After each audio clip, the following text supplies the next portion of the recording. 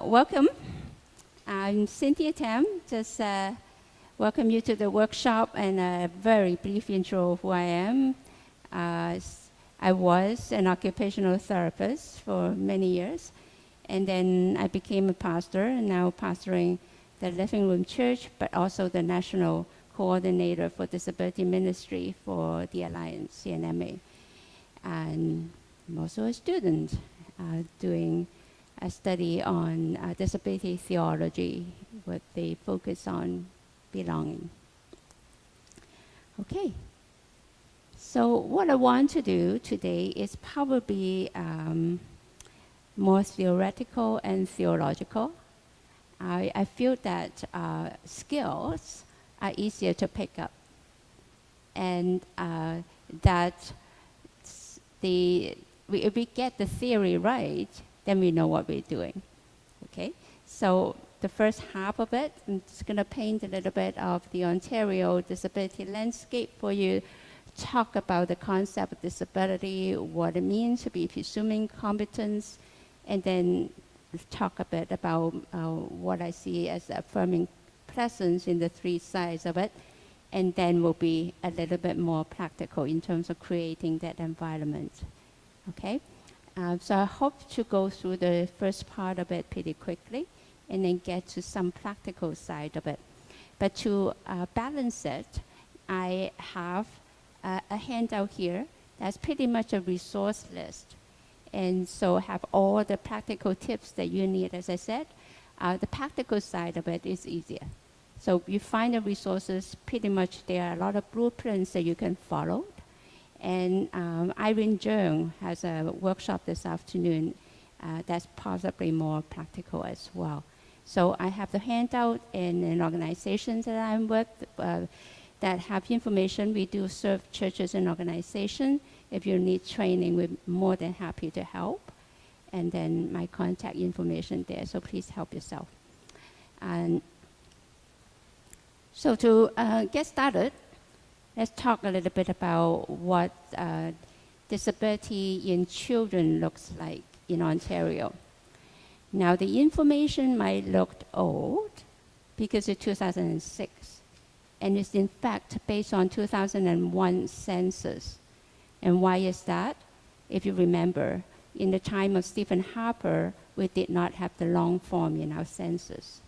So the long form was only introduced last year, again.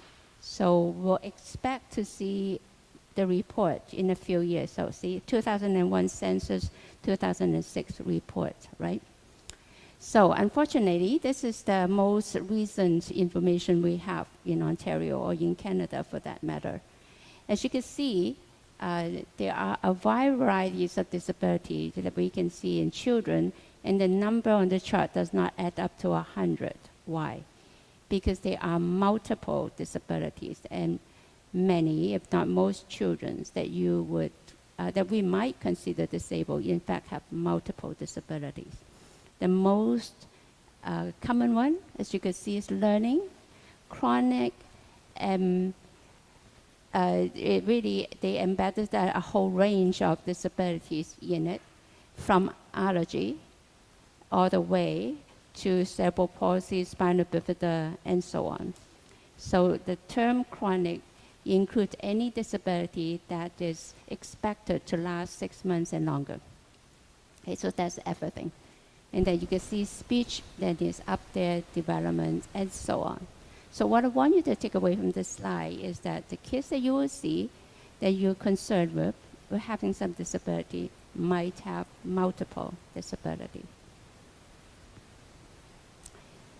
And why is disability particularly concerning us? I want to suggest that because we are a church, we are a family of Christ, but there's also legal implication. How many of you know about this law? Not too many. Okay, so then you need to know. Because in Ontario, Accessibility for Ontarians with Disabilities Act has been a law since 2005. Okay, if you are particularly come from a larger church where you have more than 20 staff, including summer interns, okay, including temporary staff. then you need to actually been filing report to the government. Actually, you should have filed at least 2 reports. Now today we won't have time to go into the AODA, but just for your information, if you wanted to take my contact so that I could email you the information, I'm a part of a network. Irene Jones, who will be speaking in the afternoon in it too, of churches who are doing something with disabilities. And our network is going to be doing a conference beginning of next year on AODA. Okay? So if you want me to send you the information in case you don't get it somewhere else, get my info and I'll send that to you. Okay, so what is disability? That sounds like a question that you might think, why am I asking? Or do you think disability is a very well-defined term? Anybody will even say that you are normal or typical? No, right? I only know of one who is able, who's God. Other than him, I do not know anybody who is totally able and is quote-unquote normal. If you have done any statistic courses, you know normal is a normal curve. So what we usually see or consider as normal is within whatever brackets on that normal curve that we defined. And anything out of it, we said is quote-unquote abnormal. So John Swinton, who is a disability theologian, say that disability is a label that indicates the person is marginalized. Nothing more. You think about that, I have disability that you don't see, right? And there are people, Einstein, for example, people believe that he has some kind of Asperger's. You can prove it. But it indicates that there is such a whole range of abilities that we might actually be better talking about differences. And if we're talking about differences, I'm sure for all of us in this room, we're all different in different ways. We're gifted in different ways, we're limited in different ways. So when we think about disability that way, then disability is a term that doesn't really carry any meaning. How is it that a person with physical limitation and a person with mental illness and a person with blindness and a senior with low vision, they are all disabled in different terms? So who is disabled, right? So if you think about disability that way, then it helps us to think about what we are affirming. Then obviously it's a gift. And we would expect to see gift in every person because that's what the Bible tells us, right? In 1 Corinthians 12, each one is given a gift. And so that is what we really want to affirm. Just want to illustrate the ideas of disability further with autism. Probably a diagnosis that we, in some sense, have fear. Would that be correct to say? Because it is something that is even less understood among all the other disabilities. When you can see somebody in a wheelchair, it's easy to see.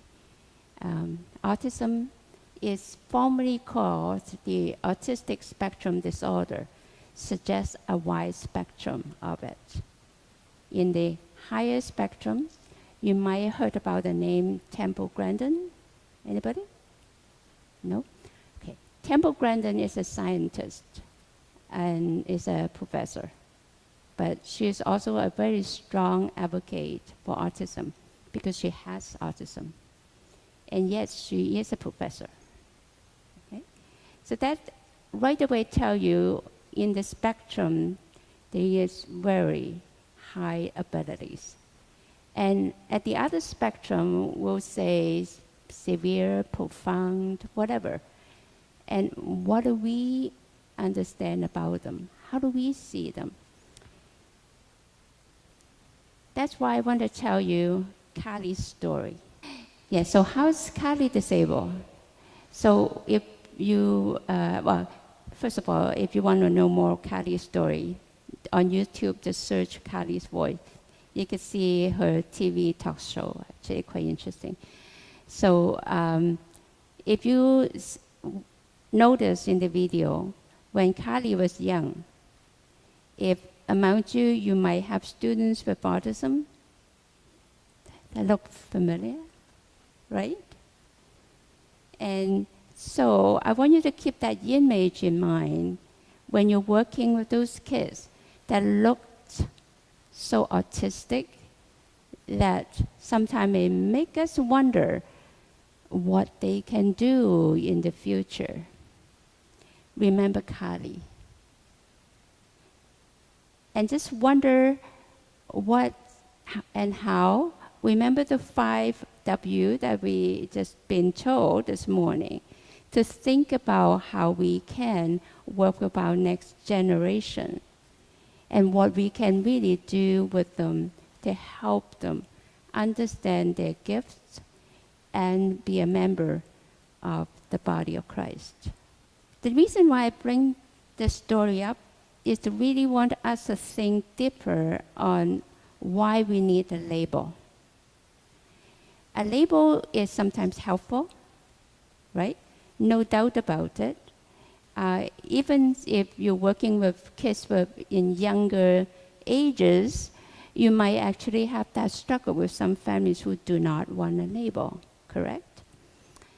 Because we get to the family side of it. To actually receive a label is not easy. And yet in Ontario, getting a label is the way to access services. So there is a reason to do it. But what we need to be mindful of is what the label might do to actually instill a social exclusion. Before you know anything about autism, I wonder what the word autism might bring to your mind. Why is it that the word autism quite often instills fear? I think quite commonly the people that I work with, when they think about autism, they think about behavior. Behavior that's difficult to control, violent behavior, aggression that we don't know how to deal with, communication problem, we don't know how to talk with them. They seem to be turning away from us. Why is that? And a lot of that is coming from the stigma. There's a lot of stigma related to different disabilities, not just autism. Think about cerebral palsy. You might just think about somebody in a wheelchair, somebody who has difficulty controlling their bodies. And yet, some people with cerebral palsy are not noticeable in terms of their physical disabilities. So in any disability, if I could suggest, there is a spectrum. Even for mental illness, for intellectual disability, the label itself does not tell you anything. You need to go beyond the label and really know the person. And that's when you can know what are the limitations and what might be the gifts that you can actually explore and develop. So that's what I want to encourage you to do. And the last question, the reason why I put it there, the what and why we need it for, is particular to our ministry environment. And I really want you to think about that, because we're not providing healthcare. We're not doing education services in terms of, teaching them from Monday to Friday. We might have them an hour or two on Sunday. Okay? So what are we needing that label for? And how would that help us? And how would that limit us? Is what I really want us to be thinking about this morning.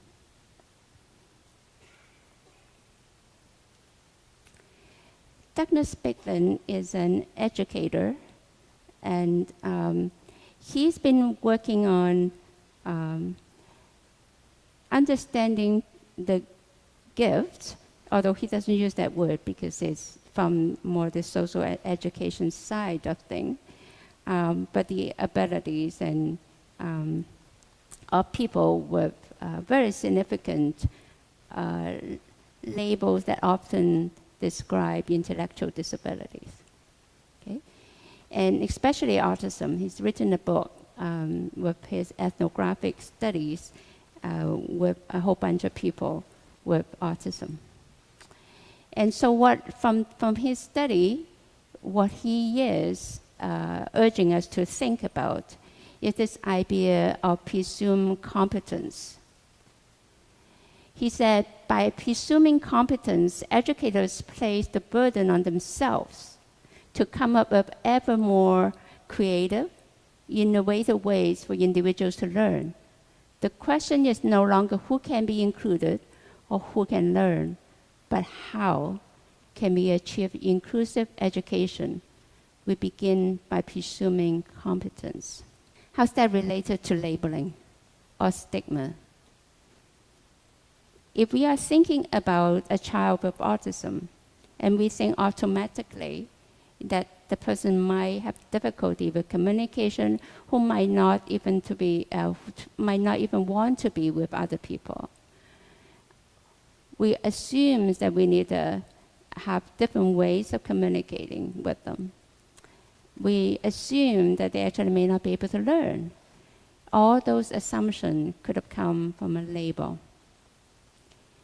And oftentimes, because the stigma, the word stigma indicate, oftentimes it's related to negative images.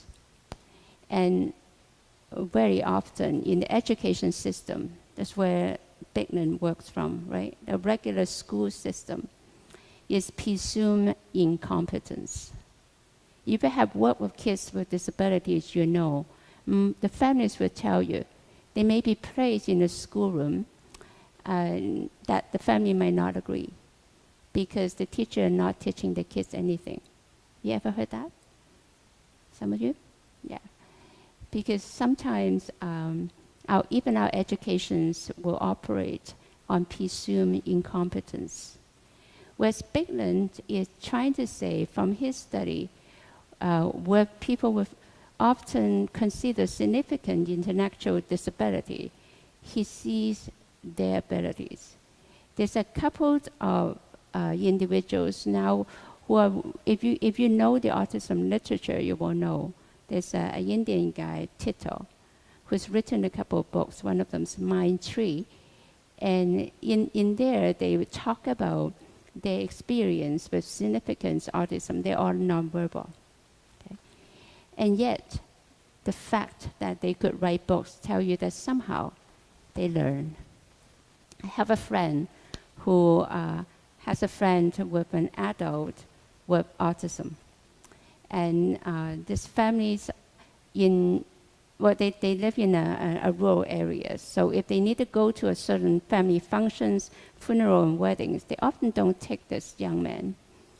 And one day they found out that there was a wedding. They went to it. And then when they got home, this young man threw a huge tantrum. They didn't understand it initially. And then they found out that the wedding invitation was on the table. And he might have read it. They never knew this young man could read. And so thought it might be a coincidence. And the second time was a funeral. And again, they left this young man home. And when they came home, same thing. And this guy was very, very sad because he knew someone that they loved passed away. You never know. There's just, autistic mind is particularly intriguing to me. That's where my PhD study is on. That's why you hear me talk a lot about more autism for that reason. you don't understand. We don't understand autism at all. What they understand, what they know, we don't know. So the only way to approach is this approach of presumed competence. And recognizing that when we have difficulty communication, then we'll have to ask ourselves, is the communication problem mine or his or hers? If he and she is trying to communicate to me and I don't understand, maybe I need to try harder. Okay? So this is my model, so to speak. In terms of talking about affirming presence, I learned that there are the three sides of it: the church, the families, and the children. And I'm going to begin with us, with the church. I do believe that all of us as children of God and followers of Christ, we come into children ministry because we love children, right? Obviously, that is our motivator to serve, and I have no doubt about it. I talk a little bit about fear, and oftentimes it's the fear that inhibits us. When we see someone coming with a disability, the first reaction might be, hold on, I don't know what to do. Maybe you shouldn't come here. Maybe you should go down to that bigger church down the street who has more resources, because I don't know what to do with you. Okay? It's unfortunately a very common story, I tell you. Our organization works with families with children with special needs. It is unfortunately that the impressions that they might take away, and the statistics show that over 80% of people with disabilities are not in church. Why?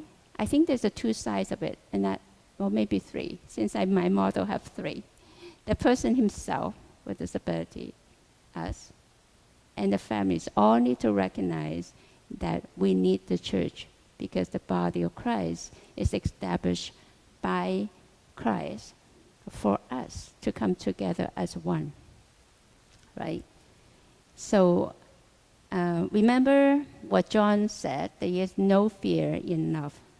When we love, by the grace of God, by the power of the Spirit, we'll find a way around it, working on the principle that presumed competence, to find a way to communicate, to find a way to teach.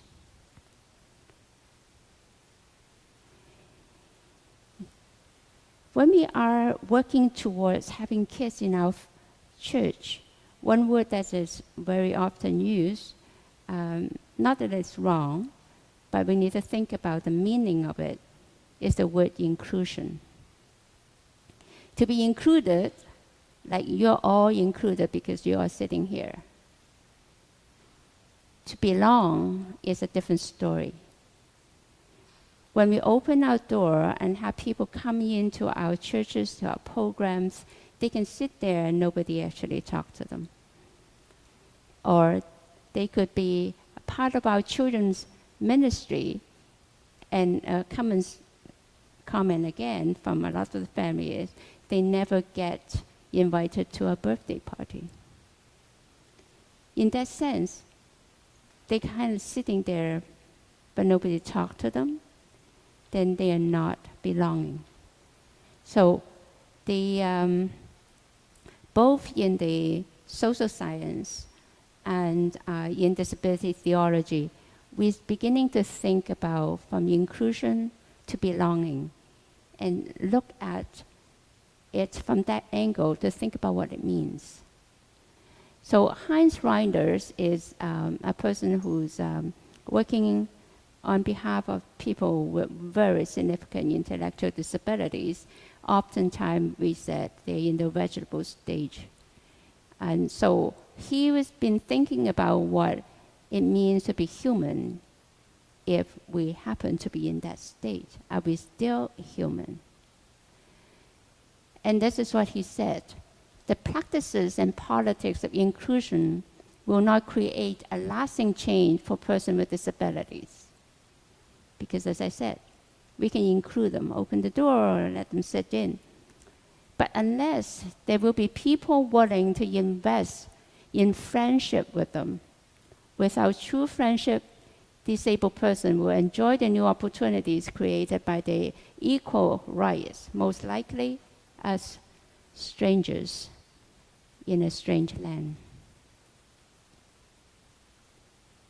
Church is a strange land. You think about a lot of kids with disabilities.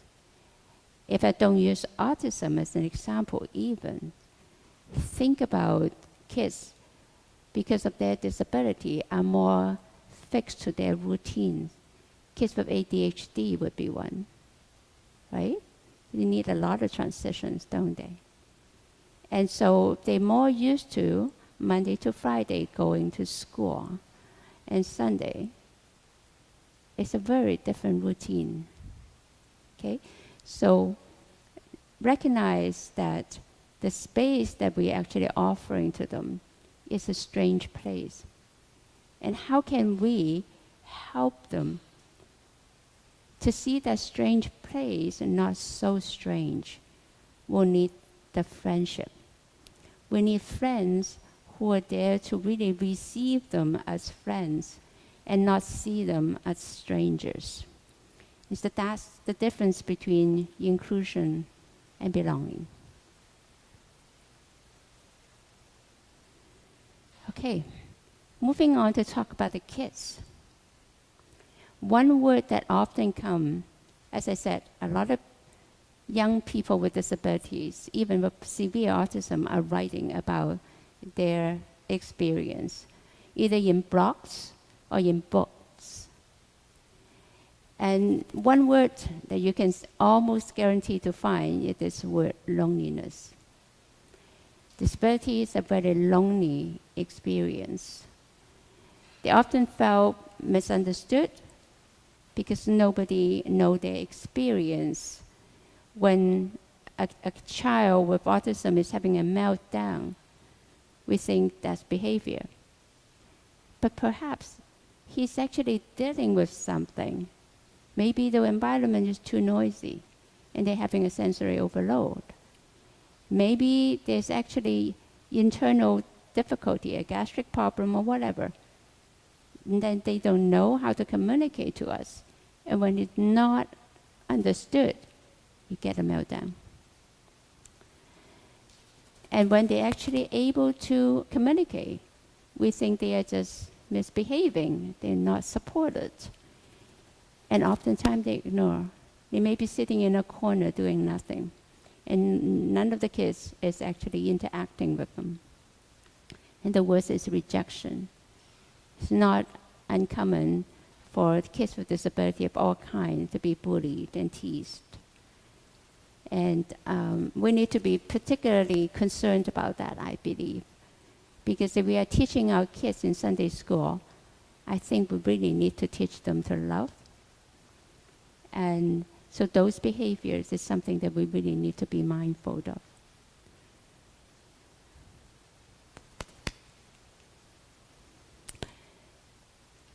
This is from a young woman with the experience of ADHD. So she's already a grown-up.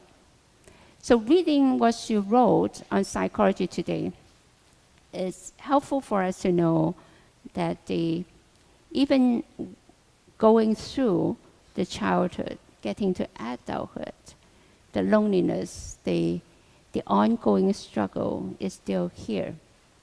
She said, now you vow to fight on and try harder. And that is true. You have to try very hard to fit in oftentimes, because that is the expectation.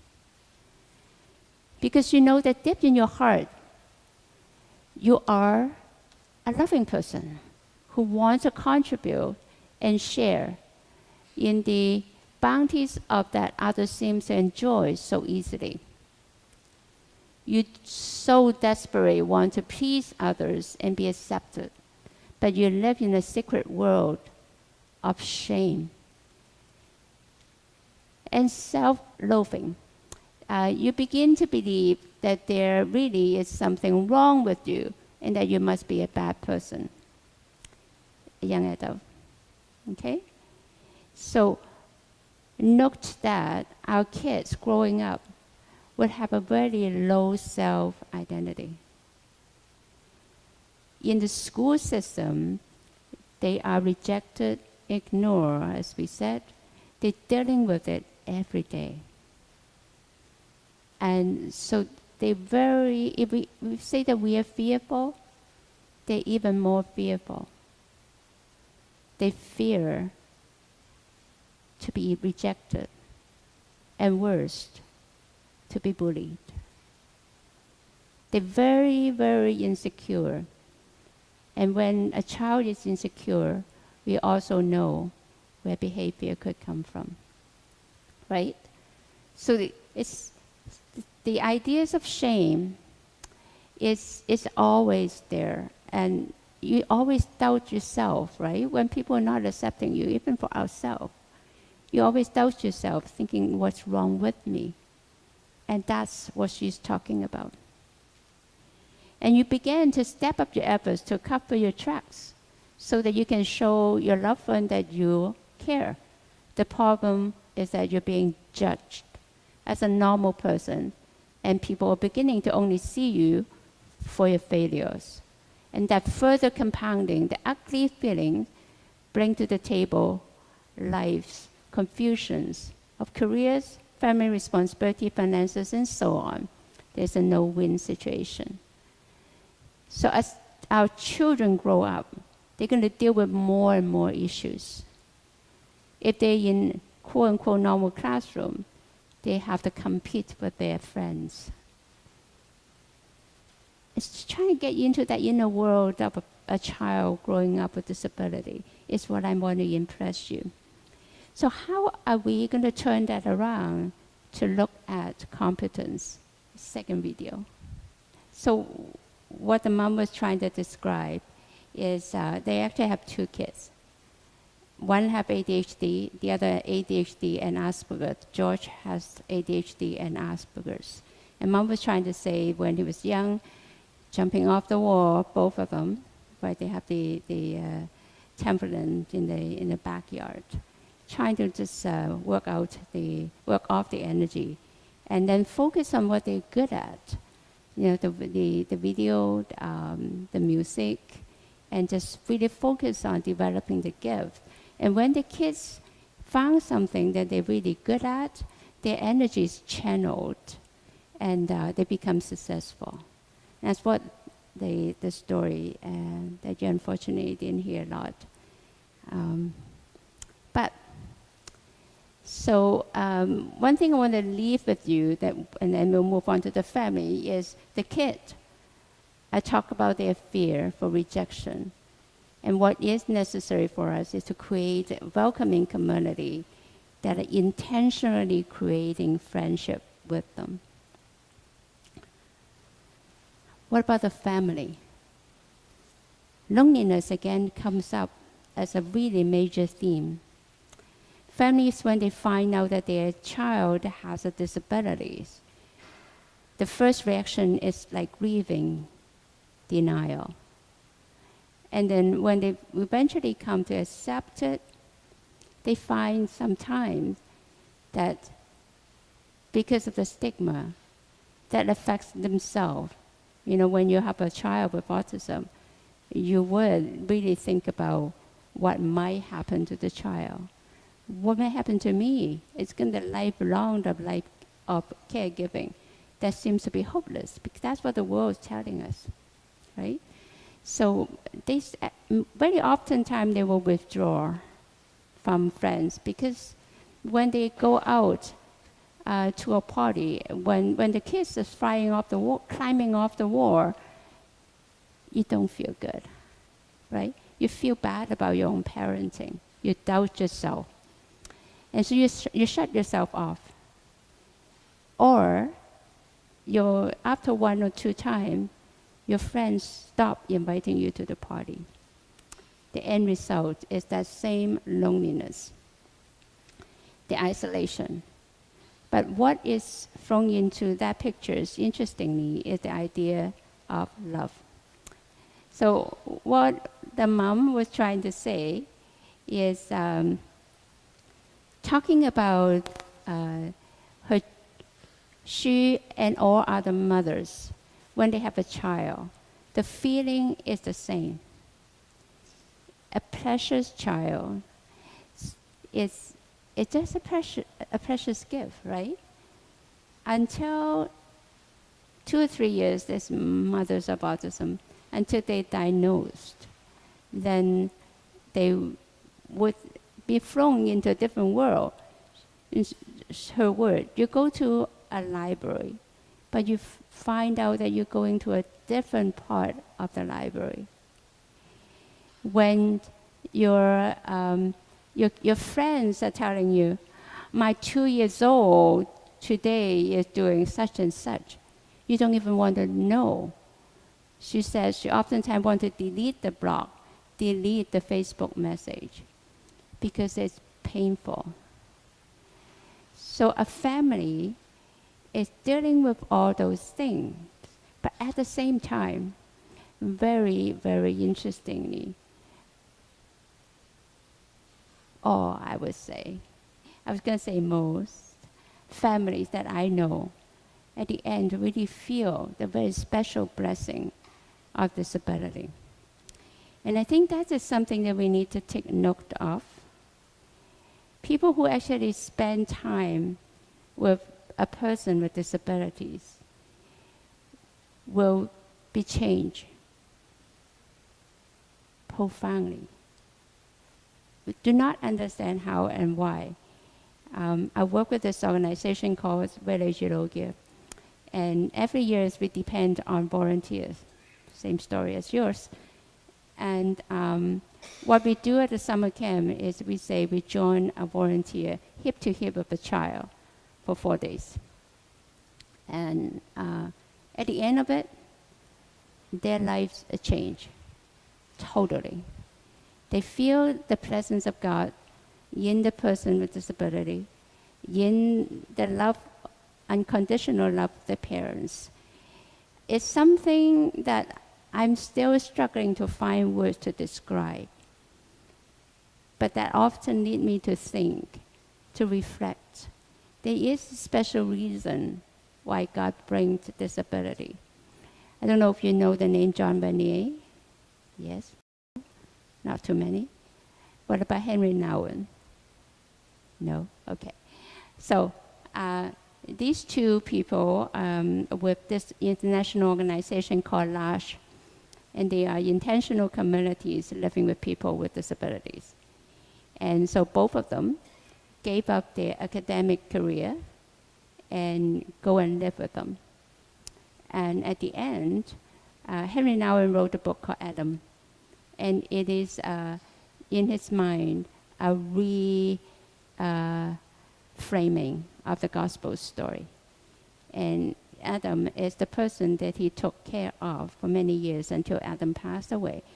In the time that Henry Nouwen spent with Adam, he relearned the gospel story, the love of Christ, very deeply in the daily, mundane care of Adam, in bathing him, in feeding him.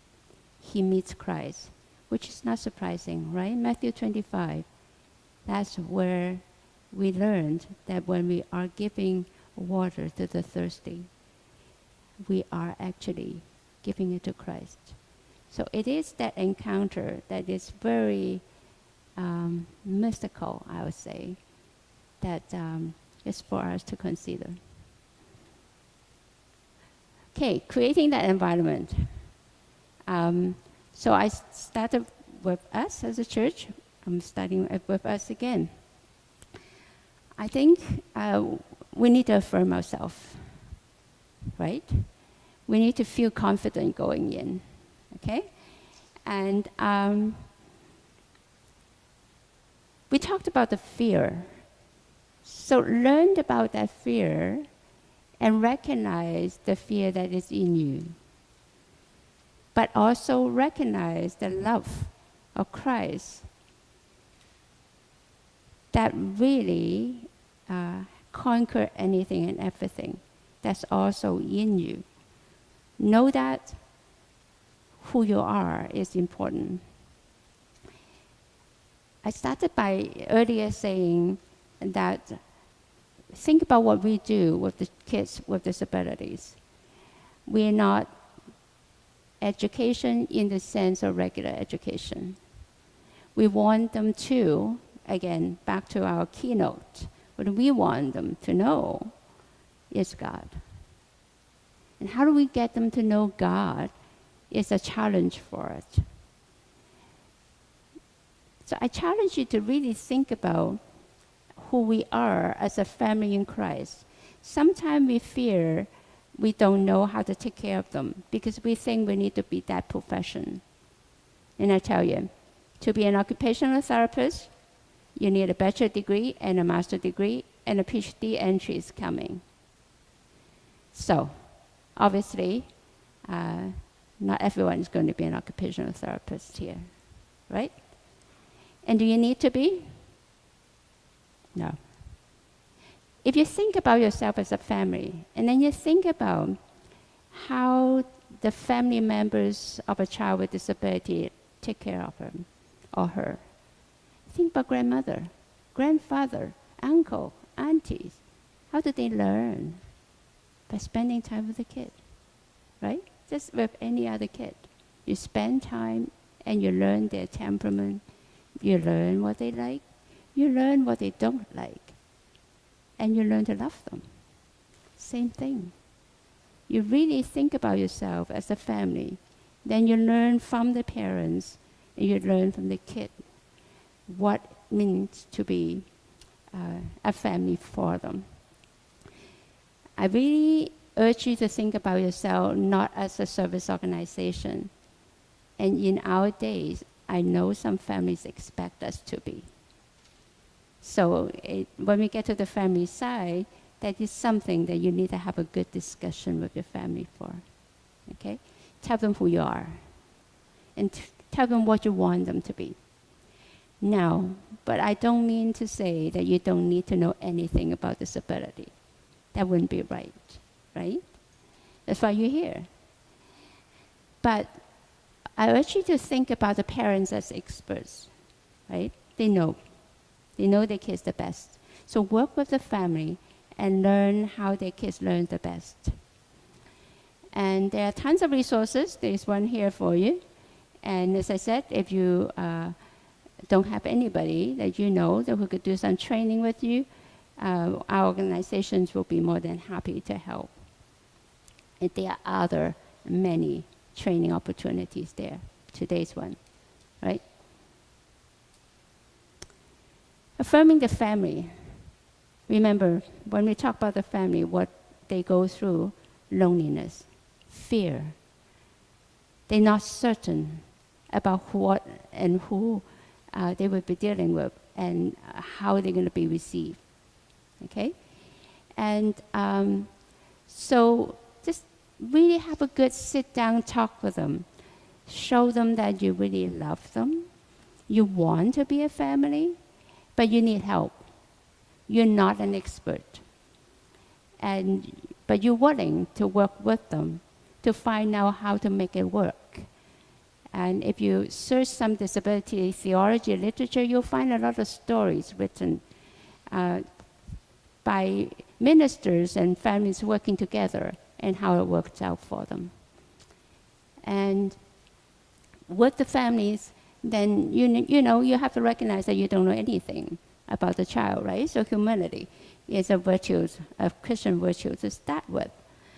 Have that attitude going in to talk with the parents, find out the child, find out how they interact, and I'm redundant, but saying it again, working together is the way to really find out.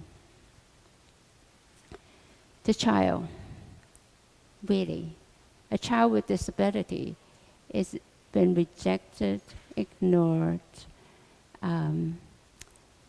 They experience a lot of negative things in the world. So when they come to you, they have the same fear, if not more, because you're a stranger the first time, right? And as we said, it's a strange place that they don't know.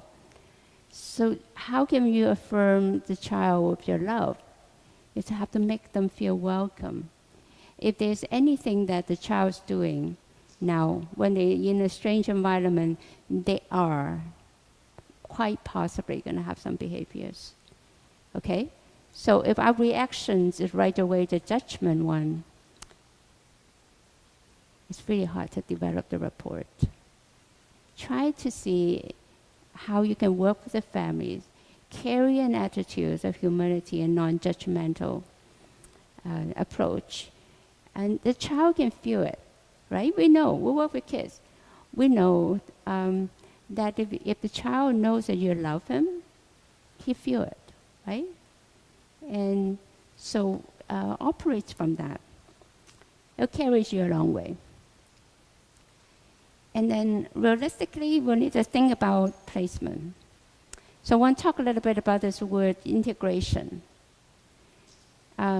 Integration is throwing every kid, no matter what abilities, into the same classroom. It is a good principle if the child can, but integration doesn't work unless we have support. Okay? And we all know recruiting volunteers these days is not easy. Okay? So think about it and think about what alternative there might be. And remember, don't make that decision on your own. Work with the family, work with the family, work with the family. Okay? The family might help you find someone they know as a volunteer. The family will help you to work with the child better, then maybe you can cope. We don't know.